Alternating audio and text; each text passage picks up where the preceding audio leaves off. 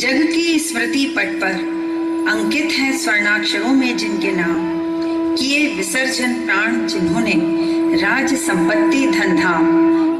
बजाओ इतिहास के अग्रदूतों, नक्कारे और तुरैया जोर से बजाओ, शंख फूको, अंतरिक्ष के देवताओं पुष्प वर्षा करो, अप्सराएं नृत्य करो, क्योंकि स्वदेश के लिए प्राणों पर खेल जाने वाली एवं उनका गौरव बढ़ाने वाली नारी शक्ति रूपी ललनाएं रंगमंच पर प्रकट हो रही हैं।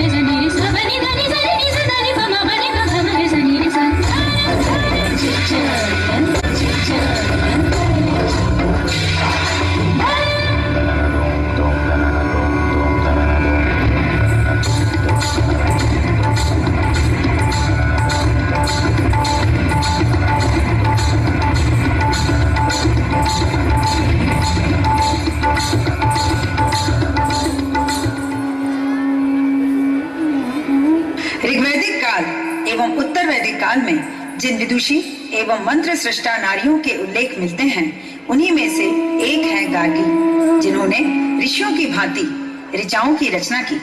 विदुषी गार्गी एवं ऋषि याज्ञवल्क्य के बीच दार्शनिक वाद विवाद इतिहास में प्रसिद्ध है। यह इस बात का भी प्रमाण है कि वैदिक कालीन भारत में स्त्री पुरुषों के समान ही उपनयन, शिक्षा दीक्षा एवं यज्ञादि की अधिकारिणी थी।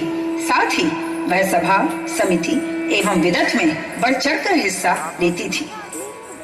हिरण्यगर्भात् समवर्तकाग्रे भूतस्य जातः पतिरेकासीत् सदाधार पृथिवीन्द्यामुते मां कस्मै देवाय हविषा विधेम। हमारी रात्रि और उषाएं मधुर हो, पृथ्वी लोक मधुमान हो, पिता के तुल्य रक्षक आकाश मधुर हो। सूर्य ने सत्व को फैलाया है, सूर्य जंगम और स्थावर की आत्मा है। नारिते शांतस्य सख्याय देवः।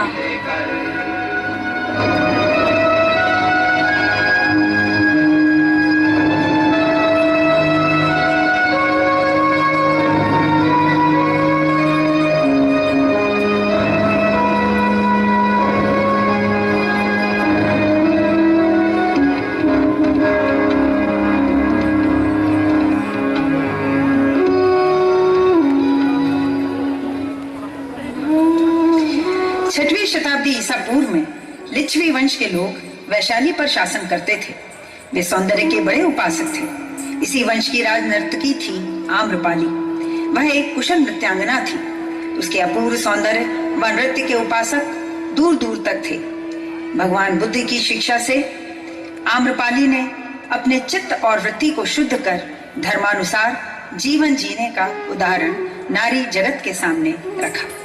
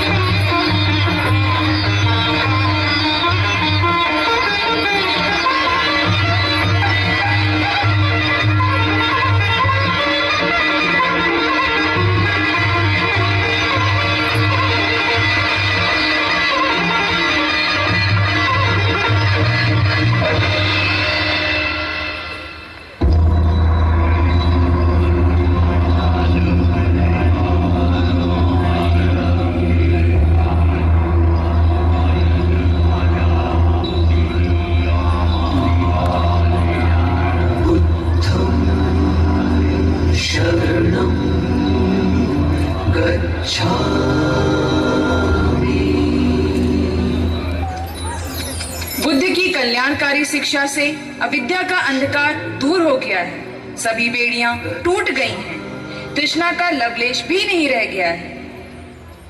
भग रागो भग दोषो भग मोह, राग द्वेष मोह पूर्णतः भग्न हो गए हैं, भग्न हो गए हैं, भग्न हो गए हैं।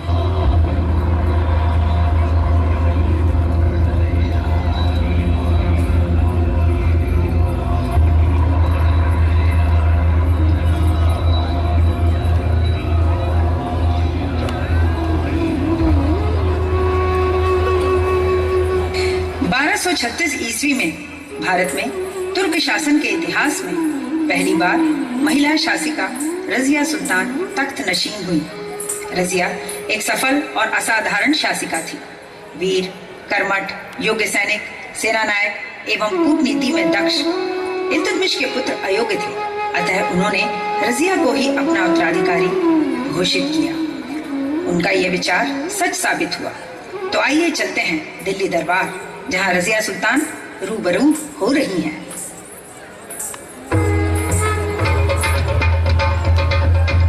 मैं जानती हूँ जात की हुकूमत में रहना नहीं चाहते। मैं आज से ही नकाब को अलविदा कहती हूँ। आज से मर्दों का लिबास ही मेरा पहनावा होगा। मेरी काबिलियत, दूरंदेशी और फर्माबरदारी से मुतासिर होकर ही सुल्तान अल्तमश ने मुझे अपना अहले अहद चुना है।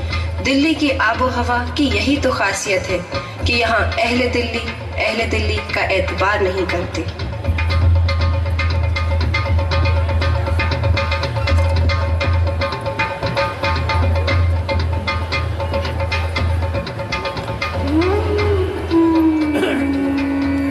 भारत की पहचान राजस्थान की बहुरंगी संस्कृति, राणाओं के शौर्य एवं वीरांगनाओं के जौहर के लिए की जाती है।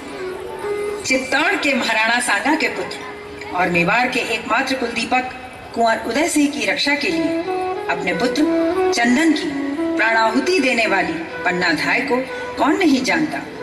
रक्षा के पश्चात उदय सिंह को लेकर वह कुंभलगढ़ गई। विजय प्राप्त करने के संस्कार उदय सिंह को पन्ना ने ही दिए। उदय सिंह की रक्षा से उनके पुत्र महाराणा प्रताप जैसे महापुरुष की प्राप्ति का सौभाग्य प्राप्त हुआ, जिनके नाम पर आज भी आजादी के दीप जलाए जाते हैं।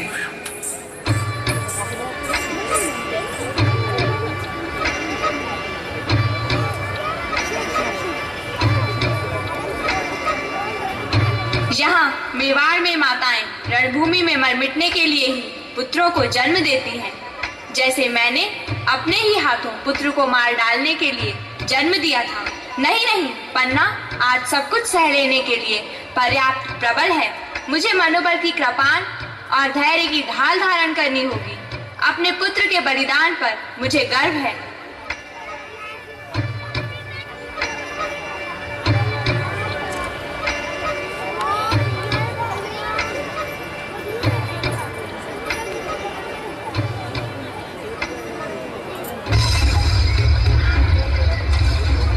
स्वतंत्रता की जगमगाती दीप शिखा, शौर्य की सजीव प्रतिमा रानी लक्ष्मीबाई 19 नवंबर 1835 को बनारस में जन्मी। रानी लक्ष्मीबाई ने नारी को अबला के स्थान पर सबला, कोमलांगी के स्थान पर वज्रांगना और रमणी के स्थान पर रणचंडी के रूप में प्रतिस्थापित किया। 1857 के प्रथम स्वतंत्रता संग्राम की यह महान नायिका झांसी की स्वतंत्रता, अस्तित्व व सम्मान के लिए अंग्रेजों से युद्ध करती हुई रण क्षेत्र में शत्रुओं का भीषण संहार करती हुई वीर गति को प्राप्त हुई। महारानी लक्ष्मीबाई की जय! महारानी लक्ष्मीबाई की जय!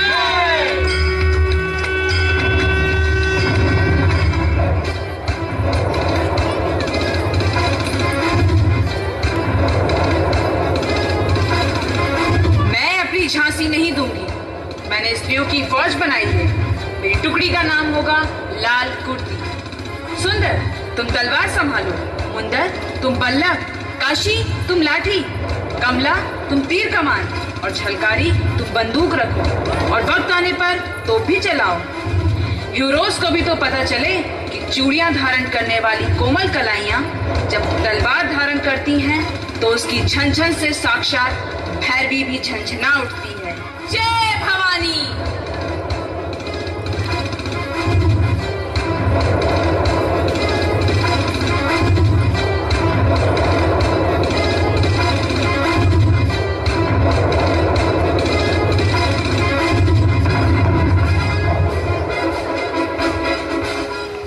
राष्ट्रपिता महात्मा गांधी की पत्नी कस्तूरबा गांधी को कौन नहीं जानता। बात सही अर्थों में हिंदू पतिव्रता नारी थी। उनका जन्म पति की हर तरह की आज्ञाओं का पालन करने के लिए ही हुआ था।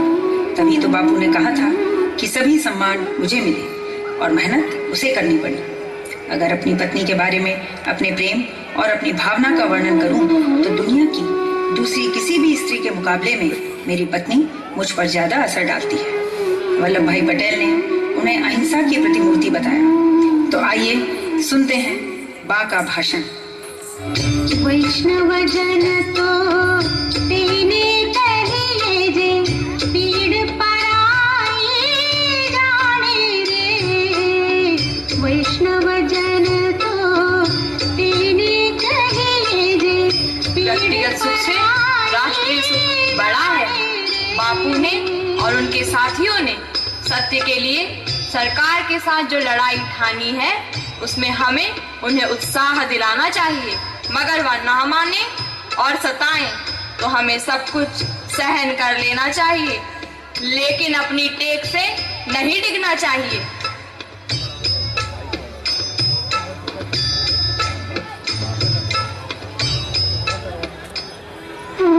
फरवरी 1879 को हैदराबाद में भारत के प्रसिद्ध वैज्ञानिक डॉक्टर अघोरनाथ चट्टोपाध्याय के यहाँ जन्मी सरोजनी में माँ वरद सुंदरी की साहित्यिक रुचि, पिता की कुशाग्र बुद्धि तथा स्वाभिमान की भावनाओं का सम्मिश्रण था। 13 वर्ष की अवस्था में 1300 पंक्तियों की कविता the lady of the lake लिखकर उन्होंने सबको चकित कर दिया था। वे गांधी जी के आंदोलनों से बहुत गहराई तक जुड़ी थी। उन्हें भारत की पहली महिला राज्यपाल तथा प्रथम भारतीय महिला कांग्रेस अध्यक्ष होने का गौरव प्राप्त है। एशियाई संबंध सम्मेलन की जब उन्होंने अध्यक्षता की तो लगा कि वे साक्षात भारत माता ही हैं। श्रीमती सरोजनी नायडू अपने पीछे सुकीर्ति का ऐसा दीपक जला गई हैं जो सदियों तक देशवासियों के हृदय में श्रद्धा और भक्ति जगाता रहेगा।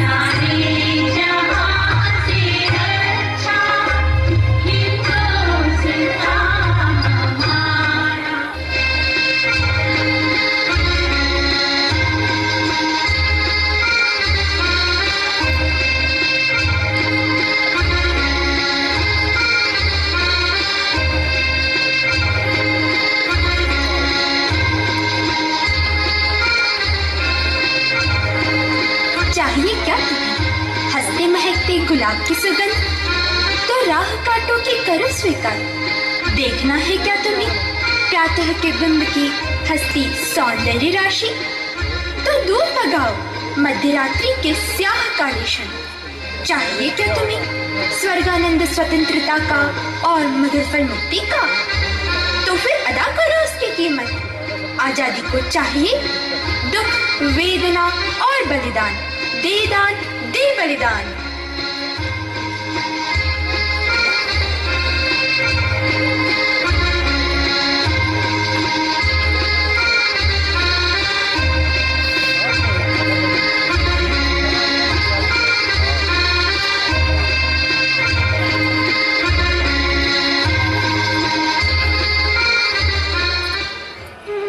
मदर टेरेसा का जन्म 27 अगस्त 1910 में मैसिडोनिया में हुआ था। 18 वर्ष की उम्र में सिस्टर ऑफ लोरेटो नामक आयरिश संस्था की सदस्य बनकर वे भारत आईं। 1931 से 1948 तक सेंट मैरी हाई स्कूल में शिक्षिका के रूप में कार्य करने के पश्चात वे कलकत्ता की झुग्गी बस्ती में रहने वाले दीन दुखियों की सेवा कार्य में जुड़ी। 1950 में मिशनरीज ऑफ चैरिटी संस्था की शुरुआत उन्होंने की। उन्हें विश्व का सर्वोच्च नोबेल शांति पुरस्कार एवं भारत के सर्वोच्च नागरिक सम्मान भारत रत्न से नवाजा गया।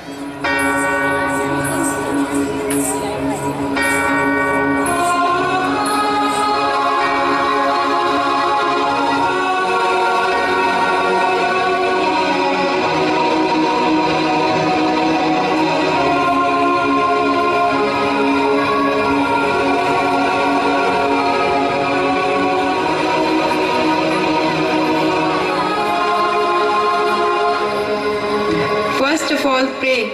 Love begins at home. The family that prays together stays together. If you can't love a person whom you see, then how can you love God whom you never have seen? If you live together, we love each other as God loves each one, all of us. God bless you all, my child.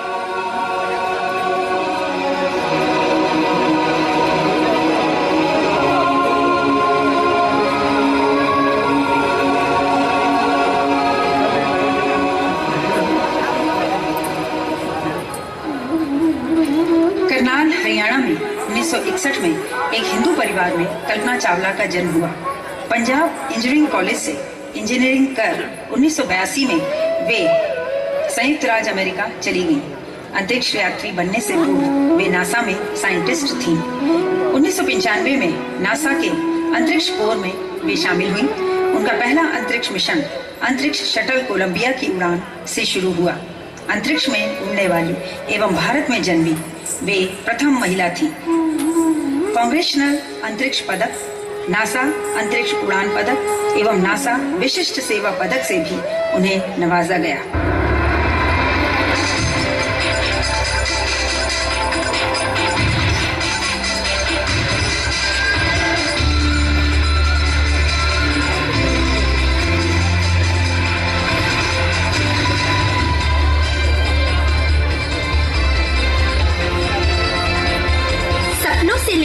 'सफलता तक का रास्ता हमें खुद ढूंढना और पहचानना है। अपने सपनों को पूरा करने के लिए साहस और शक्ति के साथ हमें आगे बढ़ना है। आप जिस सफलता की यात्रा पर गतिमान हैं, वह मंगलमय हो। Follow your dreams.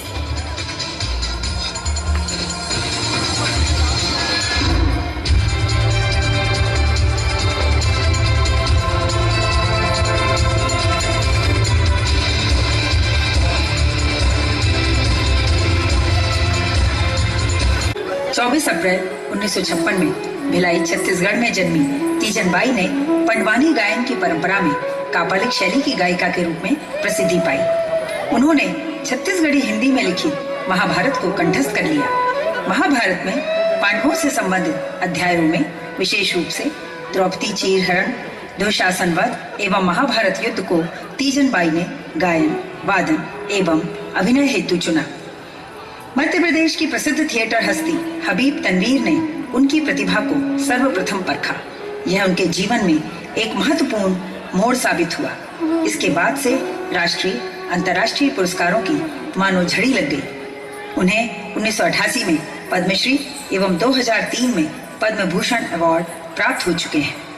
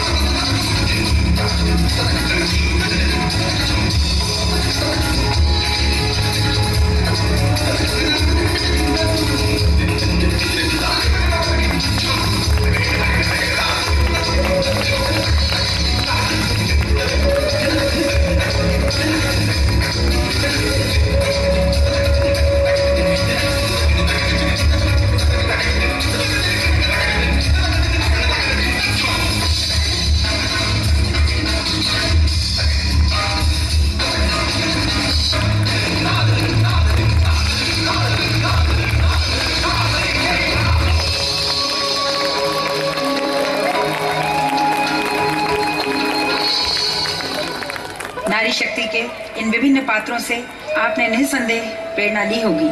उनके संवादों ने आपको अपने विचारों की मशालें सौंपी हैं। देश प्रेम, त्याग, साहस, कर्तव्यनिष्ठा का यही जोश जौहर आप में भी जागृत हो सके, यही इस कार्यक्रम की सार्थकता होगी। जय हिंद, जय भारत।